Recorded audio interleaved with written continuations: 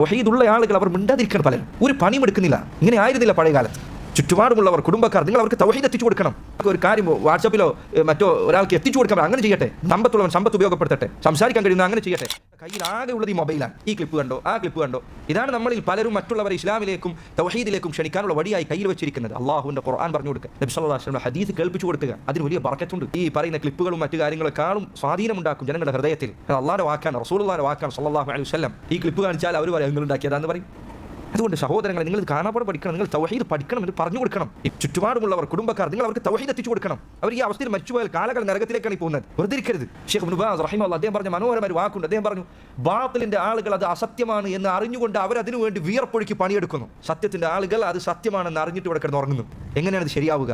നമുക്ക് കുറച്ച് ബോധ്യമുണ്ട്, ഹക്കാണ്, നമ്മൾ ഈ പറയുന്നത് സത്യമാണ്. ഒരാളെ വഞ്ചിക്കാനല്ല ഇത് പറയുന്നത്. അവന്റെ പരലോകത്തിന് വേണ്ടി നമ്മൾ വെറുതെ ഇരിക്കരുത്, പണിയെടുക്കണം.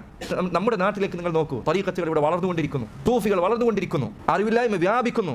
അതായത് നമ്മൾ പലരോ നമ്മൾ മിണ്ടാതിരിക്കാൻ, നമ്മുടെ വീട്ടിൽ റാഹത്തിലാണ്, ഒരു പണി നമ്മൾ എടുക്കാൻ തയ്യാറാകുന്നില്ല എങ്കിൽ സഹോദരങ്ങളെ, അള്ളാഹു നമ്മോട് ചോദ്യം ചെയ്ത് എന്ത് ഉത്തരമാണ് പറയാനുള്ളത്? എന്താണ് നമ്മൾ തയ്യാറാക്കി വെച്ചിട്ടുള്ളത്? നിങ്ങൾ ചിന്തിക്കണം. നമ്മൾ പഠിക്കാൻ കഴിയുമ്പോൾ പഠിക്കട്ടെ, എഴുതാൻ കഴിയുന്നവർ എഴുതട്ടെ, ഒരു ലഘുലേക്ക് കൊടുക്കാൻ പറ്റുന്ന കൊടുക്കട്ടെ. ജനങ്ങൾക്ക് ഒരു കാര്യം വാട്സാപ്പിലോ മറ്റോ ഒരാൾക്ക് എത്തിച്ചു കൊടുക്കാൻ അങ്ങനെ ചെയ്യട്ടെ. മിണ്ടാതിരിക്കരുത്.